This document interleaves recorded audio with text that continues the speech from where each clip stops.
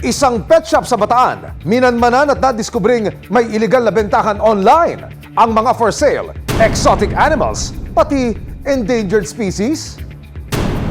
Mga pasaway na wildlife seller dapat rin bang ikulong sa hawla? Isang tip ang dumapo sa mga otoridad. Isang pet shop daw sa Bataan ang iligal na nagbebenta ng mga exotic at endangered na mga hayop.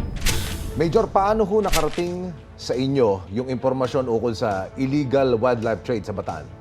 Bali po sir, nagkaroon po tayo ng isang informant using our Facebook page. Yung stasyon po kasi namin mayroong sariling Facebook page, kaya dito po nag-message yung isang informant regarding po sa ating suspect na nagbebenta nga po sa sarili niyang pet shop na walang rehistro sa Bataan. Agad na nagkasa ng surveillance at test buy operation ng PNP Maritime Group, National Capital Region. Nung June 6 po, inattempt po natin siya bilan. So, nakabili po tayo ng 2 ringneck dove sa kanya. After 2 days, nagkaroon naman po ng isang transaction at binila naman po natin ng ball python.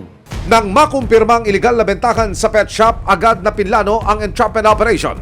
Ang target, kinilalang si Divino Salvador Chumacera. Target area natin, ito yung in-apply natin ng search warrant. Ang pangalan ng pet shop niya, D Pet Shop. Ayan yung front view. Mapapansin nyo, sa gilid at saka sa likod, open field yan. Kaya kailangan marami talaga tayo.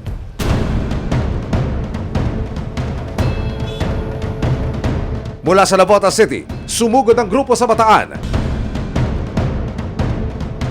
Nang marating ng operatiba ang pet shop, 2 asset buyers ang nagpanggap na mag-asawa na nagkakanap ng kanilang fur babies. Alam kitang rabbit. Kuya, magkano po yung rabbit? Ha? 600. Yung pusa. Magkano bang pusa? Magkano po ito? Dito ito nga lang 5,000. May ebidensya, resibo, walang lasot ang may atraso.